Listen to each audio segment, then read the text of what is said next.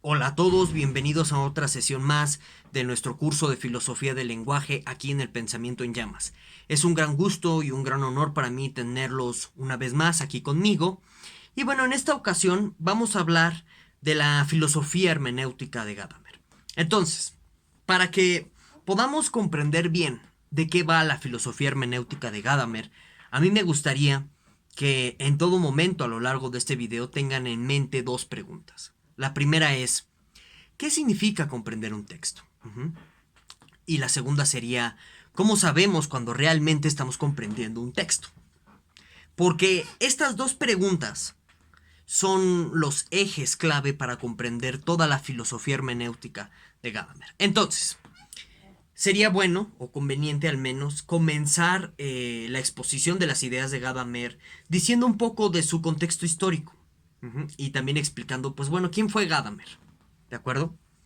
Entonces, bueno, Gadamer tiene la particularidad de haber vivido cerca de 102 años. Nació en 1900 y se murió en el 2002. Entonces, lo hace uno de los longevos más filósofos de la historia de la filosofía. Algo que es muy poco inusual. La verdad, los filósofos no suelen vivir muchos años. Entonces, pues que él haya vivido 102 años, nos dice de entrada que Gadamer estuvo al tanto y estuvo presente en muchísimas discusiones de distintos movimientos de pensamiento que se originaron y se gestaron a lo largo del siglo XX. Entonces, teniendo esto en cuenta, habría que considerar a Gadamer como un sujeto o un señor que está bebiendo constantemente de diferentes corrientes de pensamiento y también está dialogando con esas mismas corrientes de pensamiento, ¿de acuerdo? Entonces, en este sentido, o bueno, esto lo digo porque hay una particularidad en torno a esto que denominamos como filosofía continental desde nuestro primer video de este curso.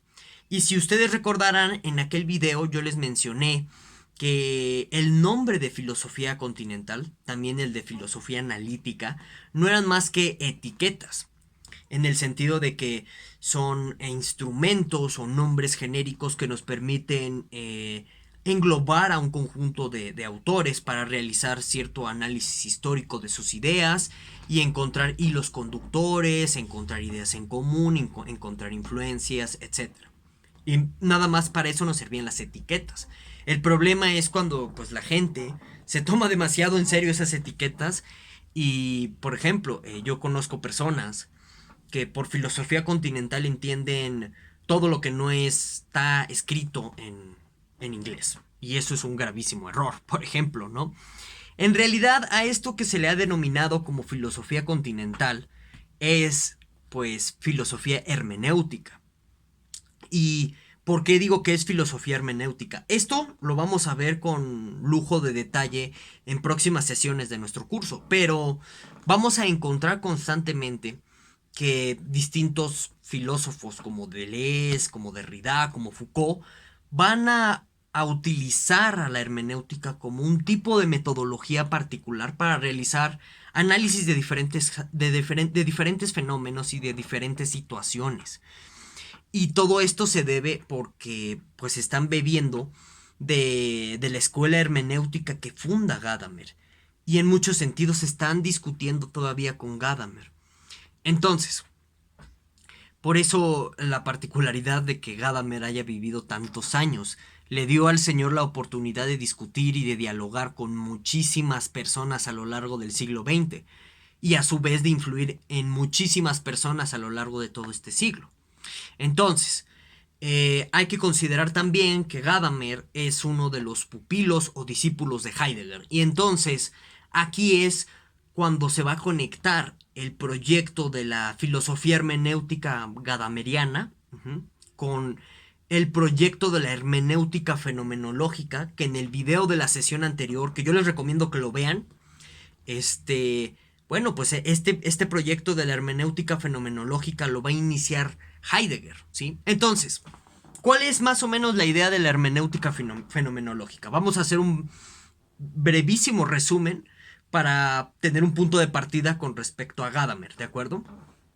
Eh, De todas formas, les recomiendo que vean el video de la próxima sesión. Bueno, más bien de la sesión anterior, para que no... Por si quieren ahondar un poco más en esto que voy a decir de la hermenéutica fenomenológica. Bueno, la idea de la hermenéutica fenomenológica es que, según Heidegger, uno pues no tiene un acceso directo al ser, o a la esencia de las cosas, por así llamarle. Entonces, lo que tienes que hacer es una interpretación exhaustiva de una serie de vivencias que se van presentando en el individuo, en el sujeto, en torno al devenir o bien en torno a los cambios que existen y en este sentido encontrar el sentido del ser, es decir, cómo todos estos cambios hacen que se manifieste pues lo que está detrás de todos ellos y que vendría siendo el ser, ¿de acuerdo? Entonces, esta es como la idea de una hermenéutica fenomenológica. Entonces, tengan esto presente porque la hermenéutica filosófica se va a parecer mucho a la hermenéutica fenomenológica de Heidegger, ¿sí? Pero bueno, entonces regresando un poco al contexto histórico de Gadamer, pues como les menciono, pues fue alumno de Heidegger durante pues un tiempo. Y aquí hay varias cosas interesantes que anotar, ¿no? Por ejemplo, respecto a la gran polémica que existe en torno al nazismo de Heidegger, pues Gadamer, que es como su pupilo, pues siempre mantuvo una distancia bastante prudente con el tema del nazismo durante la época en la que pues le tocó al régimen del Tercer Reich existir y dominar Alemania. Entonces Gadamer siempre estuvo pues como independiente de ese asunto o tratando de evitarlo constantemente. Aunque hay una conferencia pues muy polémica ahí con Gadamer en torno a pues la brillantez la superación y el dominio de Alemania como una nación pues así superior a las demás. Es una conferencia polémica que curiosamente pues en décadas posteriores Gadamer trató de modificar para intentar no parecer nazi, ¿no? Entonces, por ejemplo, ahí todavía está presente incluso en el alumno o en el pupilo de Heidegger, que es Gadamer, la cuestión del nazismo, aún latente y sigue siendo tema de discusión eso, respecto a Gadamer, a nivel biográfico. Y tiene mucho que ver esto con la cuestión de la hermenéutica filosófica, porque verán, cuando ocurren estos grandes movimientos políticos y sociales a lo largo de la historia, no es nada extraño que emerjan filosofías que pretendan una reestructuración de la filosofía misma. Esto yo ya les vengo comentando desde al menos la primera sesión de nuestro curso de filosofía del lenguaje, que es muy interesante percatarnos o analizar cómo a partir de la coyuntura del mundo entre guerras, de la Primera Guerra Mundial, de la Segunda Guerra Mundial y de la Guerra Fría, es cuando prácticamente surge la filosofía del lenguaje dentro de estas dos tradiciones, ¿no? Que genéricamente, otra vez las etiquetas, se han denominado como filosofía analítica y filosofía continental. Entonces, en este sentido, también habría que comprender la hermenéutica filosófica como una filosofía de entreguerras y de la posguerra, ¿sí? Y pues curiosamente muchas cosas que pueda decir la hermenéutica filosófica en torno al significado, al compromiso moral, al compromiso ético, pues se pueden tomar, y lo vamos a ver a continuación, desde un punto de vista o desde un tinte meramente relativista. Y eso es interesante analizarlo bajo la lupa de pues la responsabilidad moral que de pronto pudo haber existido entre los filósofos que cooperaron o que omitieron o que se hicieron omisos durante el régimen del Tercer Reich. Todos estos tipos de análisis existen en torno a la vida de Gadamer y cómo su filosofía puede ser en cierta medida un intento de justificación. También se ha planteado lo mismo sobre Gadamer. Yo no voy a opinar al respecto, nada más se lo menciono para que ustedes lo tengan en el radar y en la brújula y puedan realizar sus reflexiones propias y personales respecto a ese asunto. Bueno, y ahora sí, me parece que ya debemos entrar de lleno a la filosofía hermenéutica de Gadamer, ¿no? Como tal. Entonces, hay que tomar en cuenta varios asuntos cuando nos enfrentamos a esto que se ha denominado como la escuela hermenéutica de Gadamer, que la inicia, ¿sí? La idea principal de esta escuela hermenéutica la podemos resumir de esta forma, ¿no? O sea que, como tal, no existe una interpretación prístina, una interpretación pura, una interpretación ajena a ciertos sesgos, a ciertas opiniones provenientes de ideologías dominantes de la época. Porque, dice Gadamer, cada vez que uno se acerca a un texto, uno lo hace a partir de cierto proyecto o de cierto horizonte interpretativo que proviene de la tradición de la época en la que nosotros nos encontremos.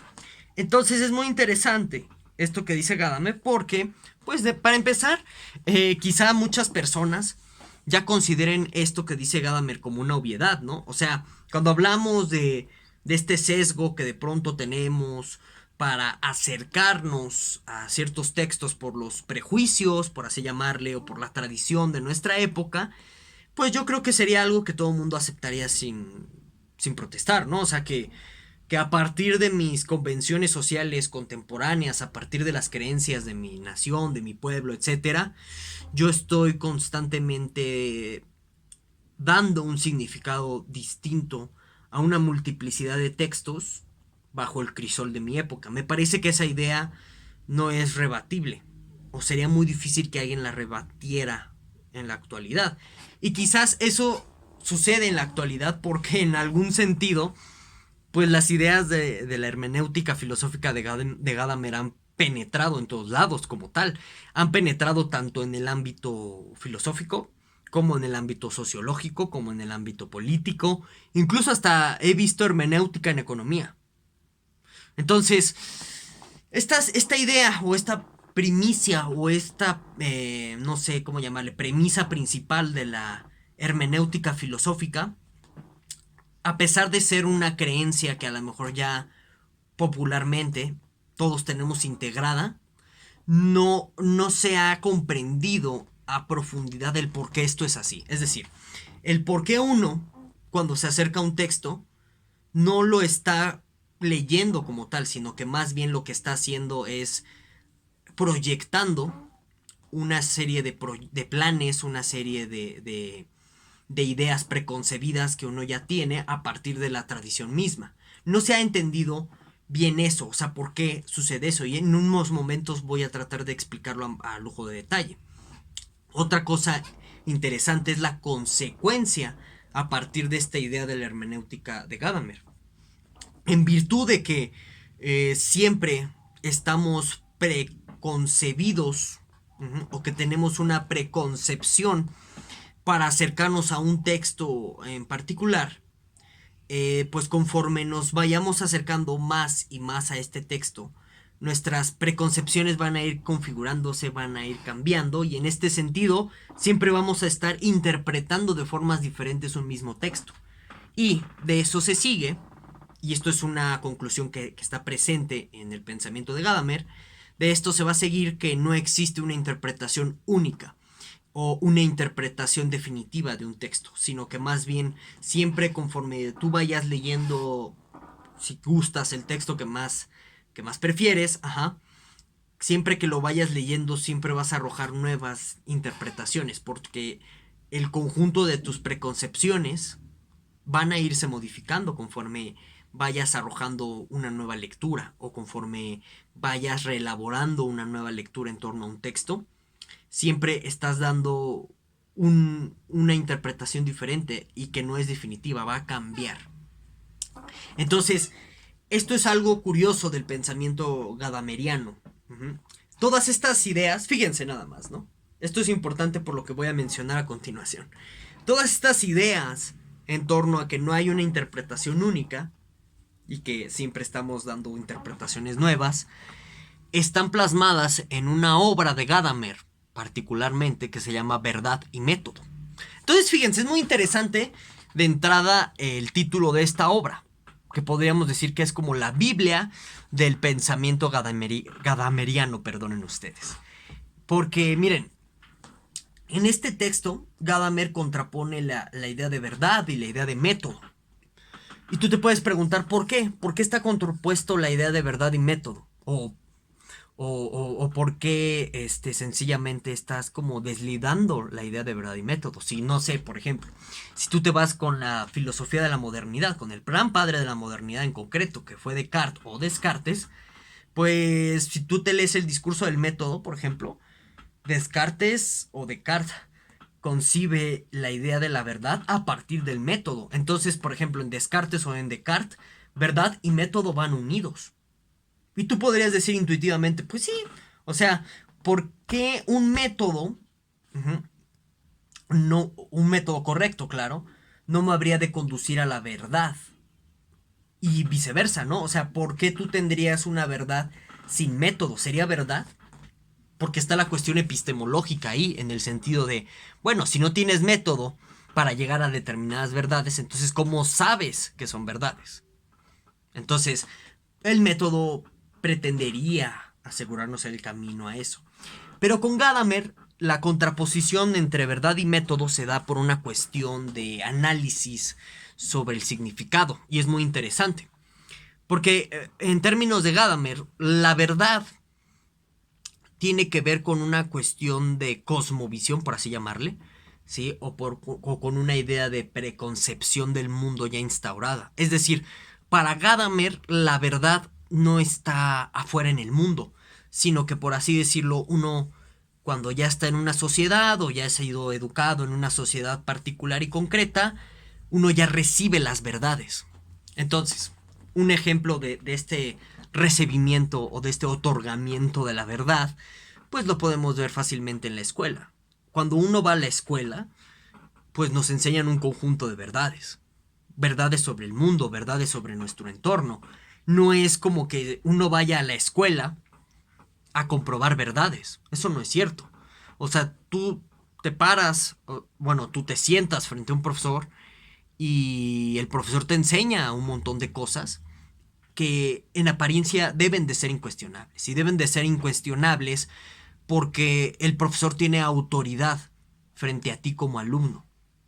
Y en ese sentido es cuando la verdad adquiere un carácter de autoridad epistémica o en el sentido de un carácter de regulación frente a tu concepción del mundo. Entonces, esto es algo que ve Gadamer en torno a la verdad, que la verdad en su sentido platónico, o sea, como no sé, la idea o la forma platónica que existe por ahí en el topos Uranus, eso no está presente en nuestras sociedades. Lo que tenemos en torno a la verdad es un conjunto de autoridades epistémicas, es decir, autoridades a las que tú les atribuyes conocimiento y que constantemente te están diciendo que es verdad. Entonces, el método es la única manera, en la perspectiva gadameriana, en que tú puedes sobrepasar la autoridad de la verdad. Entonces, ¿qué sucede en el pensamiento de Gadamer? La verdad es una cuestión que se da por una instrucción, por un adiestramiento, diría Wittgenstein, o por una cuestión de educación, mediante una autoridad. Eso es la verdad.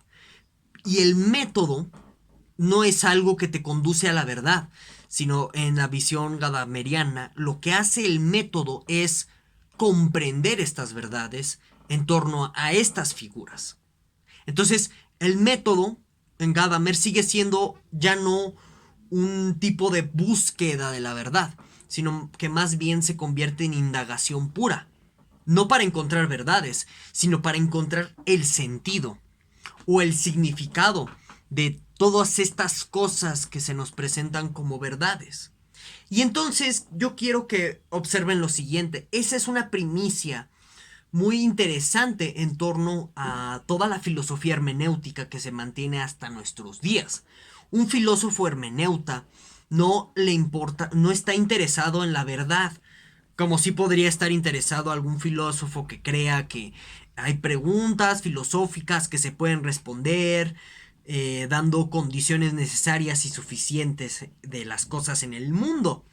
No, lo que le importa a un filósofo hermeneuta es más que nada el significado particular y concreto que existe de las cosas que se nos muestran como verdaderas a partir de ciertos métodos de indagación de ese sentido. ¿Esto qué significa? Que cuando tú tienes una hermenéutica, lo que estás buscando constantemente es qué significa este estatus de autoridad y este estatus de la verdad en términos de nuestro tiempo y en términos de nuestra historia y en términos de una genealogía. Entonces, si ustedes recordarán, en el video anterior de Heidegger hablamos de una influencia nietzscheana presente en Heidegger, ¿no? Bueno, pues esa influencia nietzscheana está también presente en la filosofía hermenéutica por la idea de la genealogía. Si ustedes han visto o han escuchado hablar de Más allá del bien y del mal, el libro de Nietzsche, lo que hace Nietzsche ahí es una genealogía de la moral. Que básicamente, y también, ¿no?, en este libro que se llama también de Nietzsche, que es Genealogía de la Moral, lo que hace Nietzsche en estos dos textos es aplicar algo que él inventa, que se llama método genealógico. La idea es rastrear como históricamente el origen de ciertas ideas del bien y del mal. Entonces, en la filosofía hermenéutica, lo que tú estás haciendo, por así decirlo, es genealogía de múltiples cosas que se venden como verdades, de múltiples parangones de autoridades epistémicas a partir de los cuales te dicen que las cosas son verdad o te dicen que algo es verdadero. Entonces, de esta idea tan simple de verdad y método, se va a seguir lo siguiente, que dentro de la concepción gadameriana, el yo es un yo histórico. Es decir, nosotros no somos individuos particulares, segregados del todo, ni somos como partículas que se dan por generación espontánea.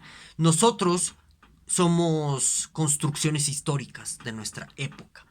Entonces, esto es interesante y esto es curioso porque esta es una de las primicias metodológicas básicas de cualquier análisis hermenéutico. Pensar que el individuo es el producto de una construcción muy compleja de su sociedad a nivel histórico o en un tiempo histórico concreto y particular. Entonces, cuando tú tienes esta idea de que el yo es un yo histórico, el análisis o el método va a ir encaminado a ver la historia de las cosas, ¿sí? Entonces, tengamos en cuenta eso. Ahora, de la idea de que nosotros somos un yo histórico, se va a seguir la idea de que nosotros, siempre que nos estamos acercando al mundo, estamos interactuando con él a partir de categorías históricas, a partir de preconcepciones de nuestro tiempo histórico. Entonces, algunas personas han señalado que Gadamer tiene una idea de determinismo histórico en torno a su pensamiento. ¿Qué es el determinismo histórico? Bueno, pues es simplemente la idea de que es nuestra historia la que nos hace ser quienes somos. Tanto historia a nivel colectivo como historia a nivel personal. Y eso parece que está presente en el pensamiento de Gadamer, la idea de que la historia está presente constantemente cuando nosotros estamos interactuando con el mundo externo y particularmente con los textos. Por eso, está la idea de la preconcepción en nuestro acercamiento de la comprensión lingüística de un texto, ¿sí? O sea, que siempre que nosotros nos acerquemos a un texto, lo que estamos haciendo es proyectar nuestras categorías históricas, nuestros prejuicios históricos, nuestra formación histórica en ese texto. Y bueno, a mí voy a darme permiso para contar aquí una anécdota personal respecto a las ideas de Gadamer, que me parece interesante, porque yo he visto que lo que dice Gadamer sí se cumple. Por ejemplo, el Tractatus Lógico-Filosóficos, ¿no? Pues como ustedes saben, yo soy wittgensteiniano. Y bueno, el Tractatus Lógico-Philosophicus es un texto que, dependiendo de a quién se lo des, va a haber una cosa diferente. Y entonces, esto se ha dado a nivel historia de la filosofía. Tú le diste el Tractatus Lógico-Philosophicus al Círculo de Viena, que era pues una bola de señores, ya lo vimos en el video del Círculo de Viena, ¿no? de la filosofía del lenguaje, del Círculo de Viena, ya lo vimos esto, pues eran unos señores que provenían de una formación de ciencias naturales, particularmente de física. Entonces, como tal, no tenían una formación filosófica, lo único que les parecía tener sentido era el positivismo kantiano y el empirismo de Hume.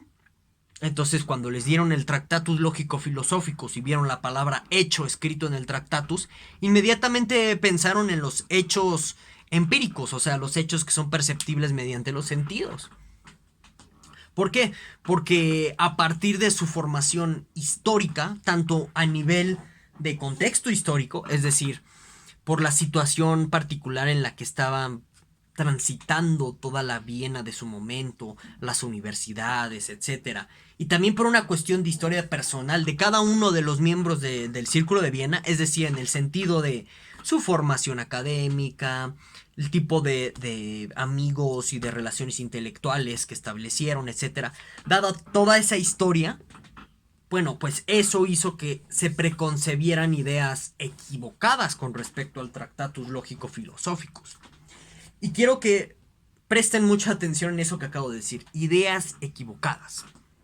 Cuestiónense, y más adelante voy a retomar esta pregunta, Cuestiónense si a partir de lo que acabo de decir de Gadamer podemos hablar de ideas equivocadas, de interpretaciones equivocadas. Vamos a volver a ello. Ok, entonces, tú le diste el Tractatus a, no sé, por ejemplo, ahorita a gente de filosofía analítica cercana a lógicas modales y ven lógica modal en el Tractatus. Entonces vean cómo se dan distintas interpretaciones dependiendo de nuestra formación, dependiendo de nuestras experiencias, dependiendo de el contexto histórico en el que nosotros estamos insertos. Entonces, Gadamer presenta esta cuestión de la preconcepción cuando nos acercamos a un texto como una especie de barrera.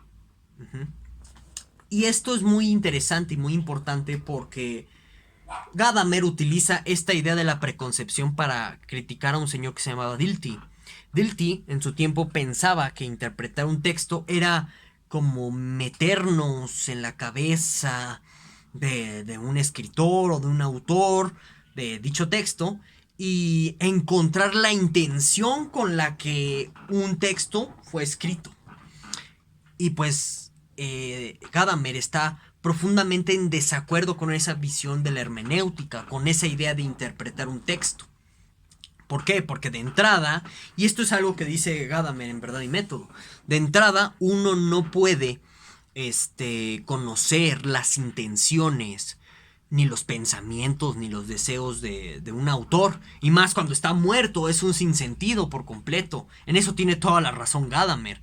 Cuando nosotros nos enfrentamos a interpretar un texto, no podemos apostar por las intenciones prístinas y originales del autor con el que escribió este texto. Además hay un detalle interesante que también menciona Gadamer.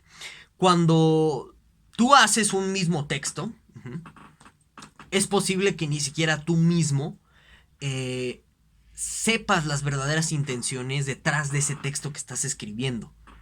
¿Y esto a qué se debe? A que puede que estén actuando los juicios de tu época, las preconcepciones de tu época, sobre tus propios deseos y sobre tus propios planes intelectuales. ¿Y cómo sería posible esto? Bueno, porque llega un punto en el que las ideas de la época permean tanto a un escritor o un pensador que lo que está haciendo es llevar a concepto el pensamiento de su época. Y eso ya lo venía diciendo Hegel desde hace, pues, 100 años atrás de Gadamer, ¿de acuerdo? Entonces, ¿cómo lo podemos observar esto? Por ejemplo, Platón. A mí siempre me encanta el ejemplo de Platón para esto. Con su famoso diálogo de la República, ¿no? Bueno, tú podrías, de pronto, supongamos, preguntarle a Platón la intención, o sea, ¿por qué tú escribiste este texto? ¿Y qué mensaje quisiste dar? Eso sería la intención del autor o del escritor. Y a lo mejor él te dice que no, pues deseaba una sociedad más justa y más equilibrada, etc. Pero sorpresa, parece que lo que está detrás de la República de Platón es una reivindicación de la aristocracia como forma de gobierno. Y recordemos que en los tiempos de Platón estaba la democracia como forma de gobierno. Y dado que Platón pertenece a un linaje aristocrático, que no nos resulte extraño el que Platón esté reivindicando ideas de la aristocracia en tiempos de la democracia. O sea, eso nos mostraría cómo las ideas de la época o las ideas o ideas que provienen de cierta historia o historiosidad, vamos a llamarle así, historiosidad, ¿sí? Como estas ideas que provienen de flujos históricos, de procesos históricos, son tan dominantes y se ponen por encima del individuo, que tú terminas reproduciendo esas ideas, aunque tu intención sea otra.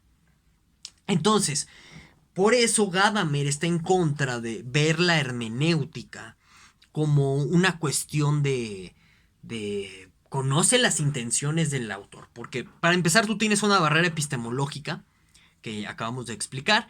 Y la segunda, porque cada vez que un autor dice cuáles son sus intenciones o qué quiere decir en determinado texto, puede estar mintiendo.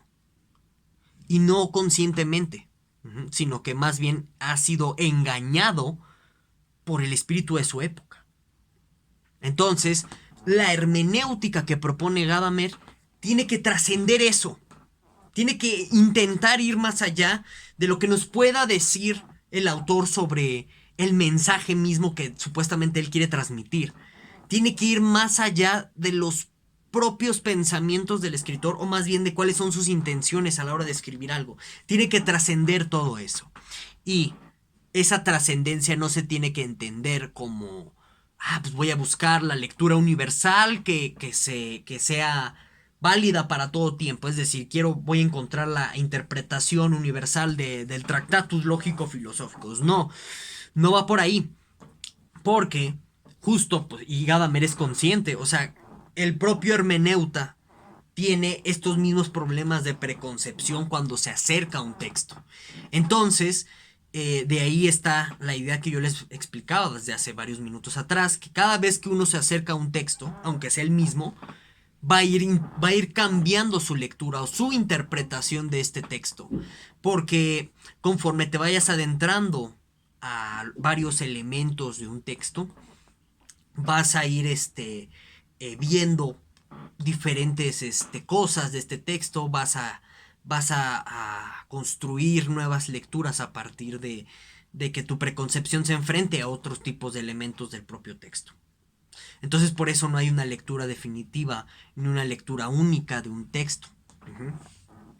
Entonces, esto de trascender a la interpretación no va a significar otra cosa más que ir al tiempo del escritor, ir al contexto histórico del pensador. ¿Por qué? Porque es en el contexto histórico donde está, por así decirlo, todo el caldo de cultivo de las ideas del pensador. Es donde a partir de todas estas circunstancias sociales, a partir de todas estas circunstancias históricas en particular y concreta, bueno, pues un pensador forja su manera de ver el mundo.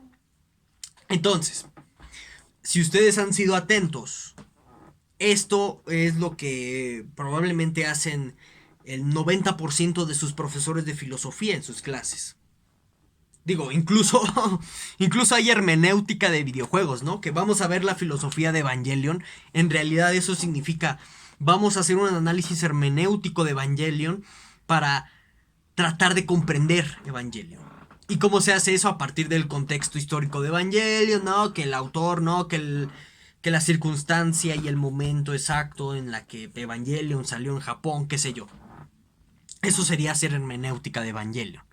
Entonces, noten cómo esta forma de pensar de Gadamer se ha universalizado y se ha popularizado a tal grado que ya es muy natural. De hecho, todo lo que vengo haciendo a lo largo de todas estas sesiones, de estas ya 9 sesiones del curso de filosofía del lenguaje, es una hermenéutica de la historia de la filosofía del lenguaje, que comenzó con Frege y que la pretendo acabar con Derrida. ¿Sí? Ahora bien, vamos a ver un elemento importante en torno al pensamiento de de Gadamer, que tiene que ver con esto que les mencionaba de trascender, ¿no? O sea, cómo nosotros podemos trascender las intenciones propias del escritor o del autor de un texto si de entrada Gadamer está admitiendo y está reconociendo que nosotros mismos como lectores de cualquier texto ya estamos limitados por nuestras preconcepciones y en este sentido vamos a prejuzgar el mismo texto. ¿Qué podemos hacer? O existe alguna manera de salir de, pues vamos a decirlo así, de esta especie como de paradoja, porque podríamos observar lo siguiente, ¿no? Si lo que Gadamer dice es cierto, entonces la propia obra de Gadamer está inmersa en, en su historicidad, es decir, está inmersa en un contexto particular. Y por eso yo les comenté esto del contexto histórico en torno a la obra de Gadamer, que mucha gente ha apuntado como la hermenéutica puede ser alguna especie de justificación para, para extrapolar el sentido de lo que se hizo y lo que no se hizo durante el régimen del Tercer Reich, ¿ok? Eso, como yo se los dije antes y se los vuelvo a repetir ahorita, se los dejo a su consideración. No me voy a meter en eso, no es tema de este video, ¿de acuerdo? Pero bueno, entonces regresemos. ¿Cómo podemos entonces nosotros superar nuestras propias limitaciones dadas por el propio pues contexto histórico, social en el que nosotros existimos para pues leer un texto, para comprenderlo? Bueno, y entonces lo que hace Gadamer es hablar o pensar de algo que se conoce como la fusión de horizontes. ¿Qué es eso? ¿Qué es un horizonte? Empecemos por ahí. Bueno, pues un horizonte es, vamos a explicarlo de esta forma, es un conjunto de factores sociales, históricos, culturales, de costumbres, de tradiciones, etcétera, a partir del cual se ve una cierta cosa, o se analiza una cierta cosa, o se habla de ella. Entonces, un horizonte podríamos decir que es como una especie de marco interpretativo de la realidad, con el cual nosotros, pues nos es dado este marco en tanto que vivimos ya en una sociedad concreta. Nos dan este marco. Y voy a hacer una pequeña anotación que es muy interesante sobre esta visión de horizonte. Y hago esta anotación porque ya me la habían pedido en comentarios en los videos de sesiones anteriores, ¿no? Que tratara como de relacionar o de comparar filósofos denominados, ¿no? Como analíticos, que ya los vimos, y filósofos denominados continentales, ¿no? Entonces, si me permiten, yo veo mucha relación en la idea de horizonte de Gadamer con la idea de forma de vida con la idea de forma de vida de Wittgenstein. ¿Y por qué yo veo estas relaciones? Pues porque Wittgenstein, la forma de vida se ha entendido como estructura social, como las costumbres, las tradiciones, incluso los propios usos del lenguaje ya establecidos por una cultura, por una comunidad, etc. Y la forma de vida también es dada. Y curiosamente, pues el horizonte interpretativo también nos es dado ya. Entonces, en muchos sentidos, yo podría decir que horizonte y forma de vida son análogos, por no decir quizá iguales. Eso ya lo digo ya con más reservas. Sería cuestión de hacer pues una reflexión más profunda al respecto para ver si son o no son iguales, ¿no? En fin.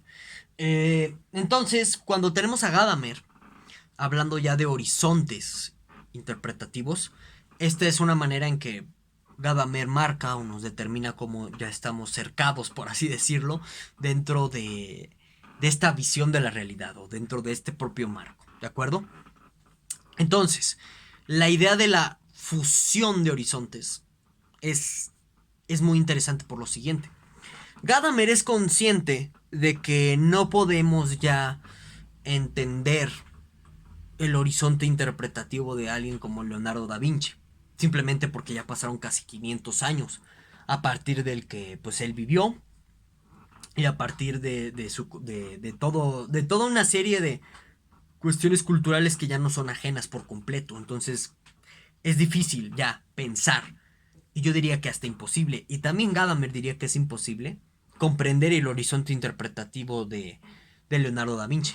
No obstante, lo que hace o lo que propone hacer Gadamer es lo siguiente: fusionar, combinar el horizonte interpretativo de alguien como por ejemplo Leonardo con nuestro horizonte interpretativo para formar una nueva interpretación que articule tanto pasado como presente. Y en consecuencia, esta misma articulación entre interpretación del pasado e interpretación del presente nos permite hablar de una interpretación a futuro. No, y voy a matizar mucho esta expresión de la interpretación a futuro, porque no se trata de sacar la bola de cristal y decir, no, pues sí, mira, a partir de lo que podemos decir de Leonardo, dada las categorías de su tiempo y cómo las reinterpretamos según nuestra propia época, yo con mi bola de cristal filosófica puedo decir que el arte dentro de 200 años va a volver al romanticismo, algo así por el estilo. No se trata de hacer ese tipo de pronósticos de Madame Sassum, no, sino lo que se trata de hacer es ver el encauce cultural, es decir, cómo a partir de nuestro pasado, visto desde nuestro presente particular, de este presente que tenemos aquí, podemos no predecir, sino digamos entender los posibles escenarios a partir de los cuales la cultura puede ir desenvolviéndose, o nuestra sociedad, o cierta forma de pensamiento. Entonces, en el video en el que, titulado de este curso de filosofía del lenguaje, después de Wittgenstein, yo hice un análisis hermenéutico en ese sentido. ¿Qué hice? Dada la situación particular de la filosofía analítica, que es, ¿sabes qué? Esto que se denomina como filosofía analítica, ¿no? De nuevo, las etiquetas. ¿Sabes qué? Mira, yo lo que veo en torno a la filosofía analítica es que está dejando de ser filosofía. Se está volviendo en ciencia cognitiva, se está volviendo en pura computación, pura programación, se está volviendo en una especie de sierva ciega por completo particularmente de las ciencias cognitivas. Es decir, ya el filósofo ya está siendo erradicado. Eso es lo que yo veo. Y hay formas muy concretas de demostrarlo, ¿no? Como en el caso de que, pues en Suiza, en Noruega, ya comienza a haber departamentos, no de filosofía, de pura lógica. Ya se está empezando a disociar la lógica de la filosofía. Y sin lógica, pues la filosofía analítica pues prácticamente no es nada. Y entonces, el análisis hermenéutico que yo hice en el video de la sesión titulada Después de Wittgenstein fue decir, dado este contexto en particular de nuestro presente y por el pasado que tenemos inmediato, que es Quine con su naturalismo diciendo, supedita a la filosofía a la ciencia porque la ciencia solo puede hablar de la realidad. Bueno, y dado el contexto que ya tenemos presente, en donde vemos cómo a partir de los países en donde impera la filosofía analítica, ya ves que se empieza a desgajar o a separar la lógica de la filosofía, dado este contexto quiniano en particular y dado este otro contexto presente que ya tenemos de desarticulación paulatina, pues lo más lógico es ver un escenario en donde la filosofía ya no exista en estos países anglosajones. O donde, bueno, pues la filosofía predomina, ¿no? Porque no son exclusivamente anglosajones. Ese era el análisis hermenéutico que yo hice. Y particularmente esto se da fusionando horizontes interpretativos. Entonces, esta es la idea de Gadamer de cómo nosotros podemos ya no comprender un texto en términos de su particularidad y de otra vez de las intenciones del autor, sino más bien entender un texto a partir del flujo histórico. O sea, de qué estaba pasando, vaya la redundancia, en el pasado, qué estaba pasando en el pasado con este escritor que pensaba de esta forma, qué está pasando con nosotros en nuestro contexto actual, cuyas ideas de este pensador o de este filósofo siguen resonando, siguen siendo influyentes. Y dado estas dos particularidades, yo fusiono el horizonte interpretativo, y genero una interpretación que me dice, mira, puede ir por allá el asunto. Entonces, a mi parecer, uno de los hermeneutas en sociología más impresionantes es Lipovetsky, La era del vacío. Es increíble este texto, ¿sí? Yo lo recomiendo que lo lean mucho. Es otro ejemplo de esta hermenéutica gadameriana o de esta filosofía hermenéutica. Miren, el libro originalmente en francés se publicó en 1983, ¿sí? Y curiosamente, comienza aquí a hablar Lipovetsky de una especie de sensación que a lo mejor ya muchos de los que me estén viendo aquí, y más por nuestra situación particular, es desde una sensación que ya empezamos a sentir muy cercana, que es la cuestión de que pues en redes como sociales la gente publica y hace muchas cosas por una cuestión de necesidad o de recurrir a aprobación social porque necesitan atención, porque hay alguna carencia emocional, etcétera. Y curiosamente Lipovetsky, ¿qué es lo que hizo? Analizando la sociedad de consumo de épocas anteriores, a partir de periódicos, a partir de los medios, a partir de la publicidad, es decir, hizo una hermenéutica de textos, y de su circunstancia particular presente de él, planteó un escenario en donde los medios de consumo, se iban a dedicar a generar dinero satisfaciendo estas necesidades de vacío.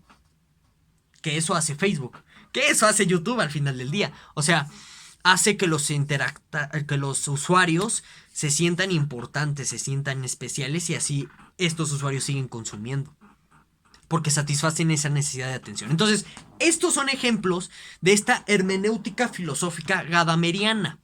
¿Y por qué podemos ver que Lipovetsky aplica este tipo de hermenéuticas? ¿Y por qué yo aplico este tipo de hermenéuticas? ¿Y por qué prácticamente todo el mundo que hace estudios de historia de la filosofía, estudios de sociología, aplica este tipo de hermenéutica filosófica?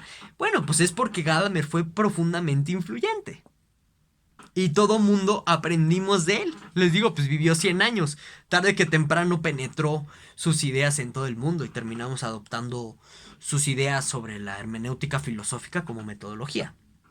Ok, bueno, entonces, esos fueron los ejemplos para comprender cómo se da esta fusión de horizontes. Entonces, la pregunta sobre qué es comprender un texto se contestaría de la siguiente manera. Comprender un texto significa tomar un texto cualquiera, y reinterpretarlo, darle una nueva interpretación a partir de una fusión de un contexto histórico pasado con nuestro contexto histórico actual. Eso sería comprender un texto. Es decir, cuando yo leo este texto de Lipovetsky, ¿no? Como yo ya les mencioné, no me puedo meter a la cabeza de personas muertas o de personas incluso que ya están vivas. No puedo, no tengo ese acceso epistemológico. Entonces, ¿qué es lo que hago? Bueno, pues saco sus ideas y las trato de aplicar a mi circunstancia histórica particular. Cuando yo aplico ese tipo de ideas a mi contexto histórico, a mi circunstancia en particular, se puede decir que yo entiendo un texto. Se puede decir que yo lo comprendo en su profundidad y en su complejidad histórica. ¿Por qué? Porque lo que estoy viendo ahí no son ideas ya. Lo que yo estoy viendo son contextos que generan esas ideas. Y cuando yo aplico esas ideas del pasado a nuestro presente, veo esas conexiones históricas, ¿sí? Eso sería comprender un texto. Comprender las conexiones históricas a partir de una fusión interpretativa, de una combinación de horizontes, como llamaría a esto Gadamer, ¿de acuerdo? Ahora, ¿cómo se da este proceso de combinación? Porque aquí el detalle es que uno podría equivocarse cuando trata de hacer la fusión de horizontes. ¿Y cómo podría uno equivocarse? Bueno, pues ya sea, perdón, dándole mayor peso a la propia interpretación que nace de la circunstancia histórica particular, o dándole mayor importancia al horizonte interpretativo de la circunstancia inscrita, de la circunstancia en la que está inscrita un texto en particular. Y entonces, a partir de esto, surge el problema de cómo sabemos que estamos comprendiendo un texto. En este mismo sentido gadameriano de fusión o de combinación de horizontes. ¿Cómo lo sabemos? Entonces, pues aquí hay personas pues, importantes de la hermenéutica como Beuchot, que propone algo que se llama hermenéutica analógica, que lo que trata de hacer a nivel metodológico es, por así decirlo, marcar una distancia o tratar de regular cuando uno está poniendo demasiado de su cuchara en la fusión interpretativa, o cuando uno está dejando que pues el pasado ponga demasiado de su cuchara. Esa es la apuesta, vamos a decirlo así, metodológica de Beuchot con su famosa hermenéutica analógica. La verdad es que pues ha sido muy debatida la hermenéutica analógica de Beuchot. Parece que no aporta demasiado al final del día en torno a cómo a cómo saber esto, o sea, cómo saber que uno está interpretando correctamente algo o que está comprendiendo un texto. No aporta demasiado porque al final del día eh, el límite o la barrera entre lo que yo estoy comprendiendo a partir de mi circunstancia histórica y lo que se pudo haber comprendido desde otra circunstancia histórica puede ser ese límite tan difuso que ni siquiera nos alcanzamos a percatar de ello. Y les pongo un ejemplo de este tipo de cosas, ¿no? Eh, en la semana pasada yo usaba en una discusión el término filosofía analítica ya en un sentido técnico, o sea, para hablar de un cierto periodo de pensamiento. Y bueno, con la persona que yo estaba debatiendo en ese momento usaba filosofía de una manera bastante genérica. Entonces, ese tipo de usos de los términos nos habla, por ejemplo, de que la persona que tiene este uso tan genérico de filosofía analítica está dando una hermenéutica demasiado apegada al pasado, es decir, no la despega de ahí. Y en este sentido, no alcanza a reinterpretar qué significa ya la filosofía analítica a partir del presente. Lo que está haciendo es usar la etiqueta genérica de filosofía analítica como si el tiempo no cambiara, como si las ideas de los pensadores no fueran diferentes, ¿sí? O sea, como si el doctor actual de filosofía analítica que puedas encontrar en una universidad donde hay analíticos fuera exactamente igual a los padres de la filosofía analítica en su forma de pensar, ¿no? Frege, Russell, Wittgenstein, el primer Wittgenstein. Entonces, esta forma de pensar hace que el pasado sea más importante que lo que podamos decir desde nuestro contexto actual, tomando en cuenta este contexto histórico pasado, claro. Ahora, entonces, dado este pequeño ejemplo que yo les pongo, quizás ya les sea más comprensible o más accesible el problema de dónde ponemos el límite entre darle mayor peso a nuestro contexto histórico particular y en consecuencia nuestro horizonte interpretativo o poner el peso en el horizonte histórico del pasado y poner por tanto un mayor énfasis en el horizonte interpretativo de antaño. Uh-huh. En el caso de Gadamer, al decir verdad, desde mi perspectiva, claro, o sea, alguien podría no estar de acuerdo conmigo y es perfectamente admisible, me lo pueden dejar aquí abajo en la caja de comentarios. Para Gadamer, no, yo no veo al menos una postura clara al respecto. Parece que Gadamer está dejando incluso pues un poco de lado el tema, porque sabe que este asunto podría representar graves problemas para la cuestión misma de la hermenéutica. ¿Y por qué? Porque si tú no distingues estas limitaciones, pareciera que puedes caer en el extremo de, otra vez, ¿no? En la ingenuidad diltiliana de la que ya les hablaba, a la que se oponía el propio Gadamer, de pensar que si tú entiendes todo el horizonte interpretativo del pasado, entonces puedes meterte como a las ideas del pensador y tener la definición correcta. ¿De acuerdo? Pero si tú pones demasiado la balanza en las interpretaciones del presente, entonces lo que vas a ocasionar o lo que vas a provocar es que se pierda también la plataforma o nuestro punto de referencia con respecto al horizonte interpretativo del pasado, y ya sea pues una mera producción tuya de tu cabeza, vaya la redundancia, sin que haya un sustento textual propiamente hablando. Entonces, Gadamer parece que está muy consciente de ello. Y por momentos parece que Gadamer se desliza en el relativismo, epistémico sobre todo, y terminará afirmando cosas como, pues sabes que toda interpretación es válida. No importa si está orientada a la cuestión de la, a la cuestión de si es una interpretación que nada más toma en cuenta nuestro horizonte interpretativo actual, o si es una interpretación que solamente toma en cuenta el horizonte interpretativo del pasado. Entonces, en este sentido,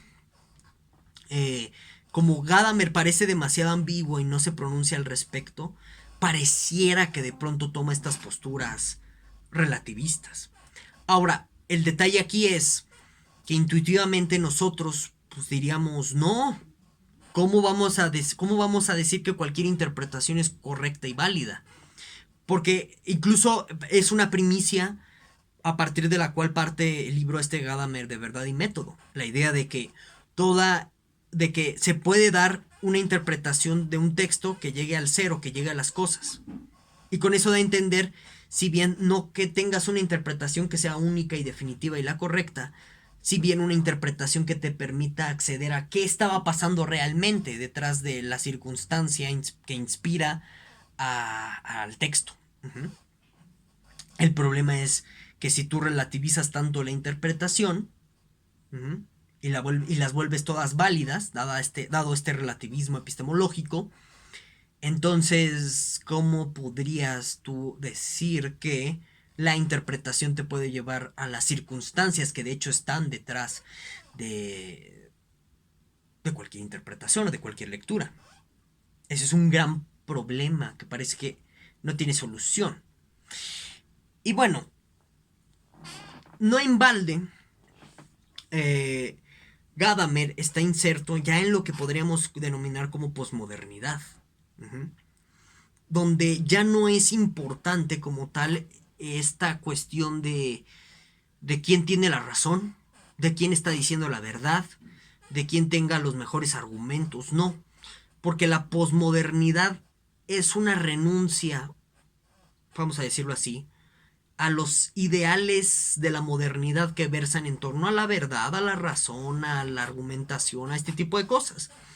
Y entonces, pues para el hermeneuta es más importante comprender que discutir.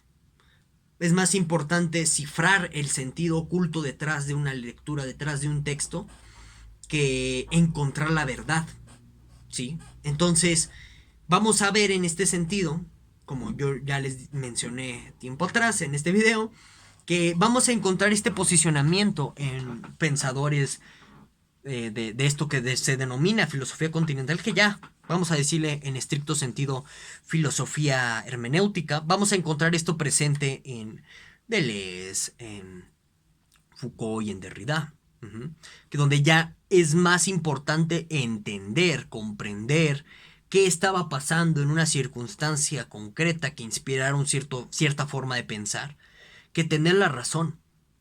Y entonces esto ya es la posmodernidad.